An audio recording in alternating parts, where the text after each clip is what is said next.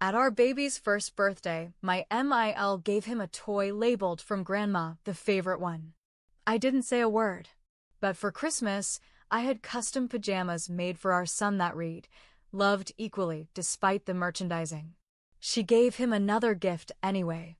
This time, she put no label on it. Progress. My husband and I had our first child last year, a little boy. He's sweet, healthy, loud, and pretty much runs our lives now. We're in the Midwest, not too far from Milwaukee, and we both work full-time. Our house is small but cozy. Life was finally getting some kind of rhythm, and then came the birthday party. Our baby's first birthday. We planned a small get-together with close family and a few friends. Nothing too fancy, balloons, a cake with blue icing, and a bunch of snacks. Everyone showed up. My family brought their usual cheerful energy. His family was a little more stiff, especially his mom. Let's just call her MIL. She's a lot. Now, for context, ML has always had this weird thing about being the center of attention. If she's not in control, she gets passive-aggressive. And for some reason, she acts like being a grandmother means she's been crowned queen of the universe. So she walks in with this oversized, brightly wrapped gift. Way over the top. While everyone is chatting, she pulls me aside and says, "I just know he's going to love this. It's from Grandma, after all. The favorite one." My smile froze. She said it like it was a joke, but there was no humor in her eyes. She wanted me to hear it. She wanted to be that grandma. Later, when we opened the gift, it was one of those expensive electronic learning toys. And right there, taped to the front of the box, was a shiny tag that read, in her handwriting, "From Grandma, the favorite one." I wanted to scream, but I didn't. I didn't make a scene. I just smiled politely and kept my mouth shut. Inside, I was boiling. That night, after everyone left, I told my husband. He just groaned and said, "That's just how she is." Which, okay, yes, but also, why is that an excuse? Why does she get to do stuff like this and everyone just shrugs? I didn't sleep much that night. I kept thinking about that label. How messed up it is to pull this kind of stunt at a baby's party. He's one. He doesn't even know what a grandma is yet. But she made it clear she was claiming him. Like a trophy. So I decided I wasn't going to let it slide. I wasn't going to explode or argue or cause drama. No. I was going to play her game, but better. A few weeks later, I started planning. I looked online and found this adorable local shop that makes custom baby clothes.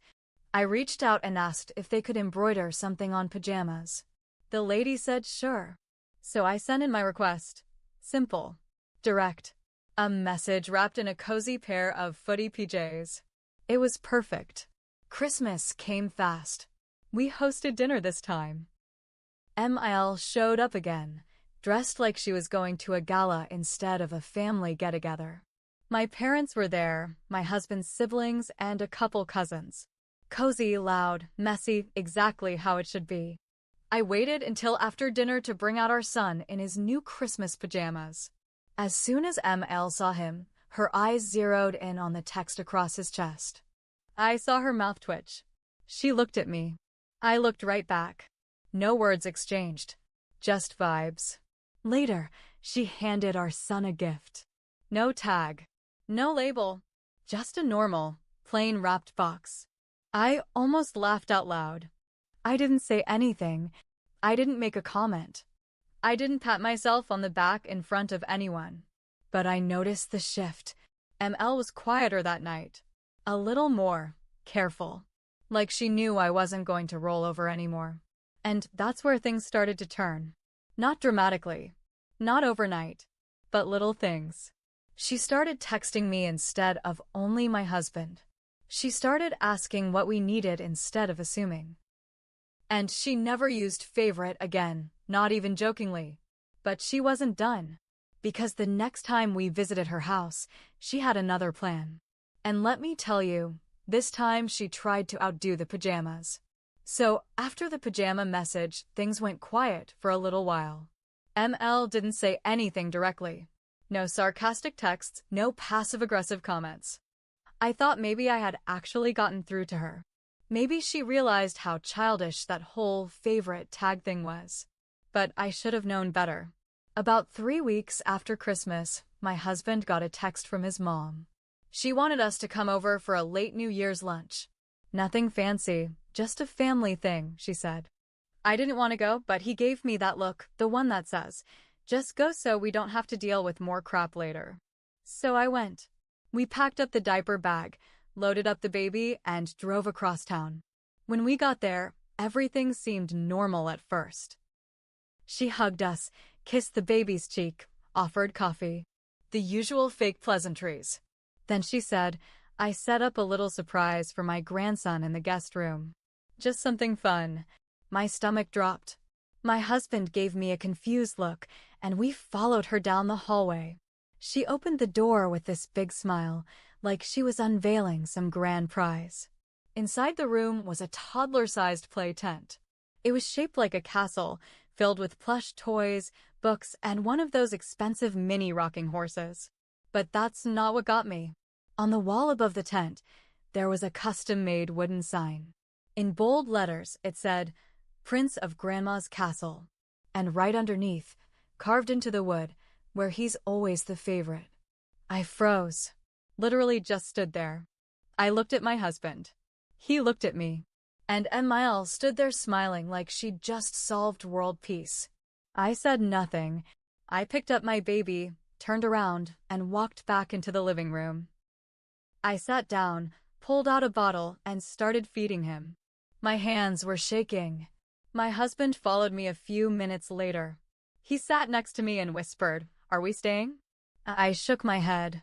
We didn't make a scene. We didn't throw a fit. I just told Emile, Thanks for the lunch invite, but we're going to head out. He needs a nap. She looked surprised, almost offended, but didn't say anything.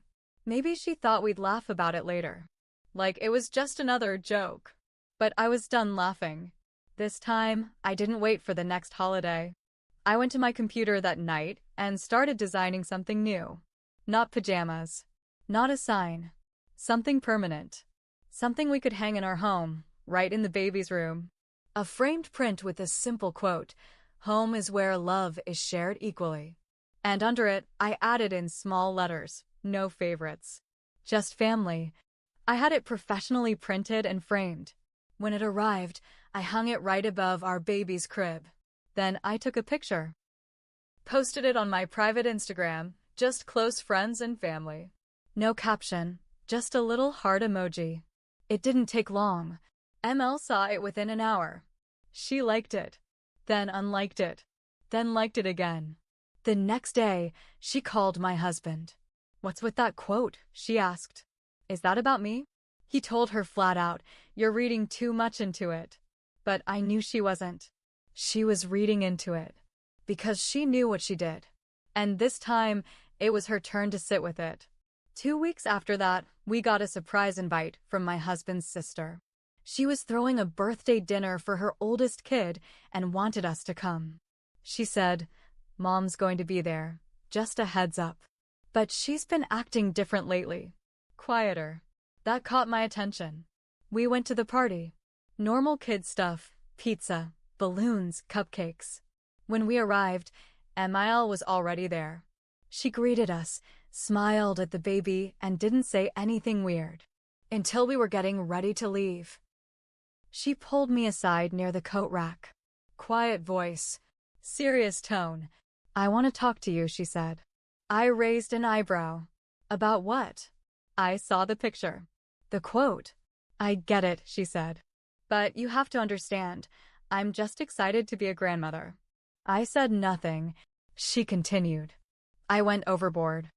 I thought it was funny, but I see now how it looked. That was the first time, ever, she admitted she might have gone too far. I nodded. Okay, thank you for saying that. Then she added, but I don't think it's fair to freeze me out. He's my grandson too. I looked her in the eye. He's your grandson, not your possession. There's a difference. We stood there in silence. I could see her jaw tighten. She wasn't used to being called out, even gently. We want you around, I added, but we're not doing the favorite thing. That ends here. She didn't respond, just nodded and walked back toward the living room. But the energy shifted again. 2 days later, I got a package in the mail. No note, no return address, but I knew it was from her. Inside was a tiny baby sweater, hand-knitted, pale blue, soft wool. On the front, embroidered in tiny silver thread, it said, "Equally loved. Always." I stared at it for a long time. Then I noticed something else inside the box. A folded piece of paper. Not a card, just plain notebook paper, handwritten. "I'll do better. I want to be part of your world, not run it." I sat down and cried. For the first time in this whole thing, I actually believed her. But it wasn't over. Because just when I started to think we were making real progress, I found out about the photo album. So after the hand-knitted sweater and the note, I honestly thought we had turned a corner. I didn't fully let my guard down, but I started to breathe a little easier. My husband noticed too. He said, maybe this is the start of her getting it. We even brought the sweater to the next family dinner and let our son wear it. ML beamed when she saw it. No comments, no backhanded remarks. Just, he looks adorable. It was weirdly normal. But peace never lasts long in this family. 2 weeks later, my sister-in-law, we'll call her Jen, came over for coffee. She's the closest person to Sane on that side of the family, and we've built a decent relationship over the years. She's also one of those people who can't keep a secret to save her life. She sat down, looked around, and said, "So, have you seen the baby book?" I blinked. "What baby book?" Jen made a face. "The photo album. The one Mom made. It's got all these pictures of your son from the first year." I was confused. She made a photo album? Jen nodded. Yeah, she brought it out at brunch last weekend. Said she was making one for herself to keep at her place. But she hesitated. But what? Jen leaned in. It's weird. She cut you out of all the photos. My stomach dropped. You're either cropped out, blurred in the background, or just not in the pictures at all, she said. It's like she photoshopped herself in some of them, too. There's even one from the birthday party where she's sitting with him, and you're just gone. I was speechless. My chest tightened. I didn't know whether to laugh or cry. She showed it around like it was totally normal, Jen continued. Said she just wanted a grandma and baby version. But the way she said it, it felt creepy, like she was rewriting stuff. I felt sick. That night, I told my husband. He was quiet. Then he said, "That's not okay." We talked about confronting her, but honestly, what was there to say? She edited me out of my own child's life. It was beyond controlling. It was delusional. But I didn't confront her. Not right away. I waited. A few days later, ML invited us over again for dinner. I said yes. I brought my son. I brought snacks. I brought my fake smile. Halfway through dessert, I casually said, "Hey, Jen told me you've been working on a photo album. I'd love to see it." Her smile twitched. "Oh, it's not finished yet," she said, too quickly. "I don't mind," I replied. I love baby albums. "I'm doing one too." She hesitated, then sighed. "Okay, sure. It's just a rough draft." She went to the other room and came back with a large white binder. She handed it to me like it was nothing. I opened it, and there it was. Page after page of photos, just her and my son. In some, you could clearly see where she had used filters or digital tools to blur the background. In others, she had cropped them so tightly you could barely see the room around them. There were even a few where she used screenshots from my Instagram, but zoomed in so far my arm or hand was cut out. No mention of me. No pictures of me. It was like I didn't exist. "This is beautiful," I said, keeping my voice steady. "But why aren't I in any of these?" She smiled, but it didn't reach her eyes. "It's just a grandma album. A keepsake." I looked her dead in the eye. "I'm his mother. You cutting me out isn't a keepsake. It's a problem." She opened her mouth, probably to deflect, but I didn't let her. You've gone too far. Again. This isn't a joke. This isn't funny. This is disturbing. She tried to say she didn't mean anything by it. That it was just for her own personal scrapbook. That I was overreacting. I stood up, took my baby in my arms, and said, "We're leaving." And we did. That night, she sent a string of long texts to my husband. All the usual stuff. I'm just trying to be part of his life. You're letting her control everything. I feel attacked. He didn't respond. He was just as creeped out as I was. 2 days later, Jen texted me again. "You're not going to believe this," she said. Apparently, ML had shown the album to some extended family at a dinner. And one of them, ML's cousin, called her out in front of everyone. Said, "Why is the baby's mom not in a single photo?" ML apparently got red in the face and said, "This isn't about her. It's about me and him." Yup, she said that. So now the extended family knows. Some of them are backing off. Others are just whispering behind her back. Either way, she's rattled. She hasn't contacted me since. But just when I thought the storm was quieting, Jen called me again. "There's one more thing," she said. "I don't want to cause drama, but I thought you should know." She paused. She tried to open a college fund for him. In her name. Without telling you. So after I found out ML tried to open a college fund in her own name for the baby, I was done playing nice. Let me explain what she did. She went to a local bank, one that she's had accounts with for decades, and asked to open a custodial account in our son's name. She said she was the guardian and told them she was helping her kids out with early savings. The banker, probably seeing an older lady with money, didn't question it. She used our son's full legal name and her address. She even added herself as the primary contact and manager of the account. I only found out because Jen, bless her nosy heart, saw the paperwork when she was over at ML's house and took a photo when ML left the room. My hands were shaking when I called the bank. I had to go in person, bring my son's birth certificate, and show them my ID and proof of custody. The banker looked horrified when he realized what had happened. The account was flagged and immediately frozen. Legal called me the next day and confirmed ML had violated several banking policies and possibly state financial laws, depending on how she framed it. We didn't press charges, but I wanted to. That night, my husband and I sat down and had the talk we'd been avoiding. This wasn't just about gifts or jokes or even photos.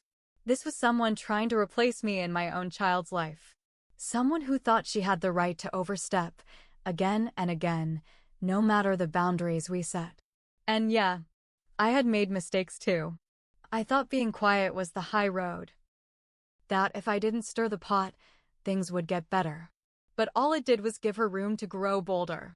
My silence looked like permission. I let too much slide in the beginning. But not anymore. I didn't scream at her. I didn't send a nasty message. I didn't confront her in public. I wrote a letter. I printed out photos, ones she hadn't seen. Moments of me and my son. Laughing, playing, reading books. Him sleeping on my chest. Him taking his first steps, reaching for me. I labeled each one with a date and a small caption. Real memories. Not fantasy. Then I wrote, "You don't have to be the center of his world. You just have to be part of it. But you've tried to erase me. You've made this about control, not love.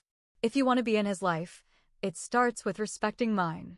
I printed the letter, put it in a folder with the photos, and I mailed it. No text, no heads up, just the truth. Then my husband and I set firm rules. No more unsupervised visits. No gifts without both our approval.